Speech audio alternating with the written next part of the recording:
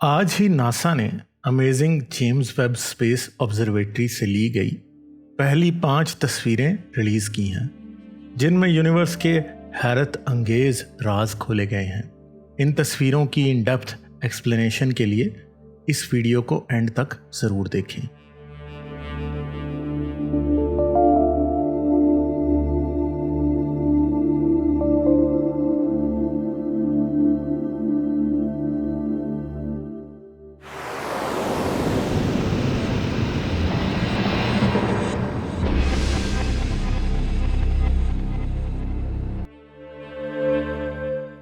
आज से 30 साल कबल हबल स्पेस टेलीस्कोप ने यूनिवर्स में झांकना शुरू किया था और 2006 में हबल ने Hubble ultra deep field image लिया। इस तस्वीर में तकरीबन 10,000 के करीब गैलेक्सीज मौजूद हैं। इसमें सबसे छोटी और सुर्ख गैलेक्सीज बिग बैंग के सिर्फ 80 करोड़ साल बाद की हैं। इस तस्वीर को हासिल करने में हबल स्पेस टेलीस्कोप को 11 दिन से कुछ ज्यादा वक्त लगा था।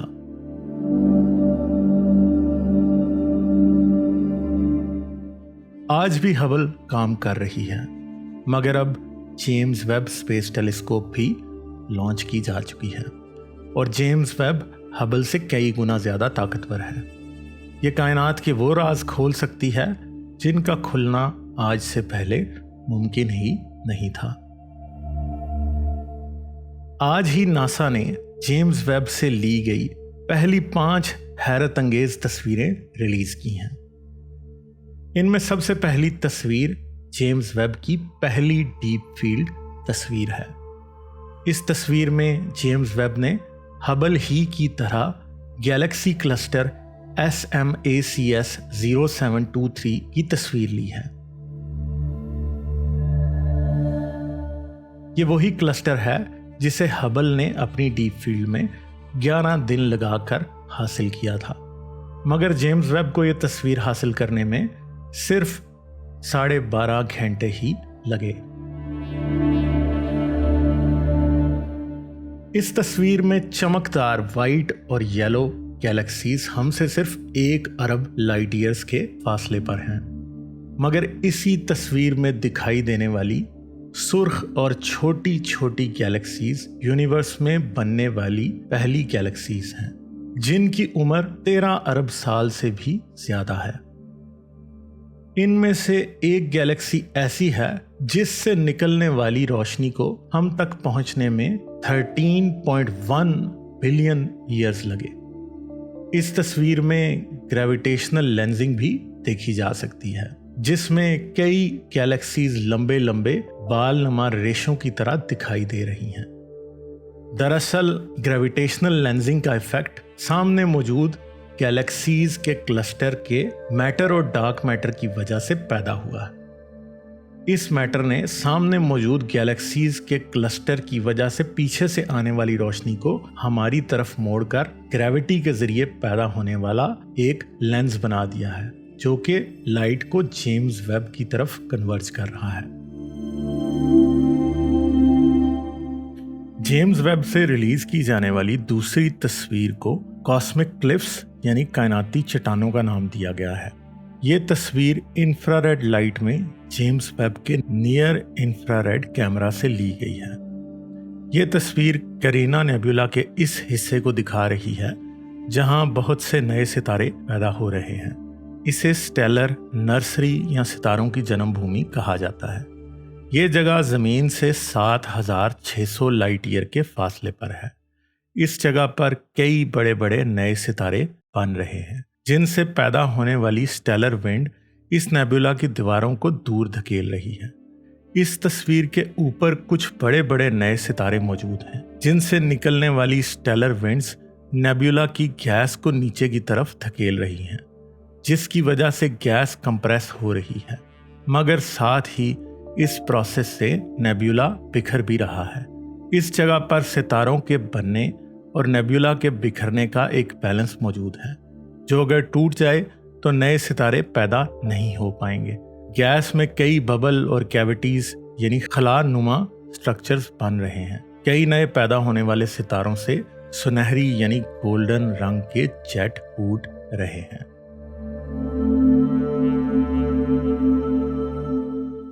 रिलीज की जाने वाली तीसरी तस्वीर को स्टेफन्स क्विंटेट कहा जाता है। इसे नियर इंफ्रारेड कैमरा और मिड इंफ्रारेड इंस्ट्रूमेंट के कॉम्बिनेशन से हासिल किया गया है।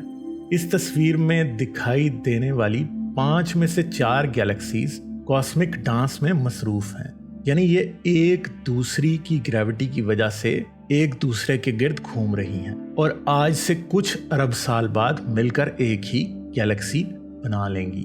मगर 5वीं गैलेक्सी NGC 7320 जो कि लेफ्ट पर नजर आ रही है, हमारे सबसे करीब यानी जमीन से 4 करोड़ लाइट ईयर के फासले पर है।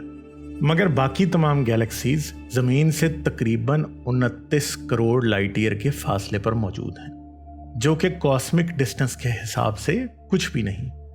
इस तस्वीर को देखकर यह अंदाजा भी होता है कि जब गैलेक्सीज आपस में मिलती हैं तो इनकी गैस के आपस में टकराने की वजह से कई नए स्टार फॉर्मिंग रीजन्स बनते हैं। इस तरह के गैलेक्टिक इंटरेक्शन में कई गैलेक्सीज के सेंटर पर पाए जाने वाले ब्लैक होल में मैटर गिरने की वजह से क्वेजार भी शुरू हो जाते हैं। सबसे ऊपर दिखने वाली गैलेक्सी में ऐसा ही एक क्वेजार दिखाई दे रहा है।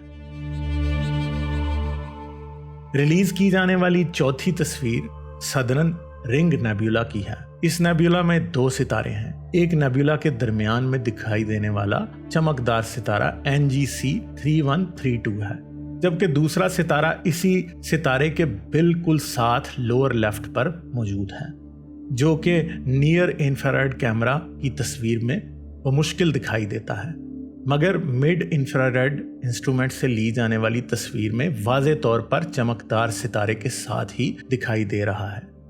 इस सितारे से तमाम गैस निकली है और अब ये अपनी मौत के बाद एक रेड ड्वार्फ सितारा बन चुका है। इसने अभी तक गैस के कम से कम 8 शेल इजेक्ट किए हैं, मगर दूसरे सितारे से निकलने वाली रोशनी और रेडिएशन ने इंतहाई खूबसूरत समा बांध दिया है। इस नेबुला के बैकग्राउंड में कई गैलेक्सीज दिखाई दे रही हैं, जो कि अरबों लाइट ईयर के फासले पर हैं।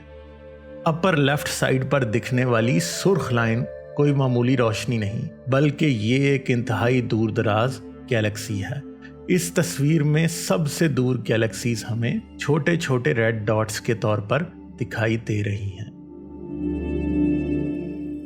जेम्स वेब स्पेस टेलीस्कोप से ली गई 5वीं तस्वीर near infrared imager and slitless spectrograph से ली गई है।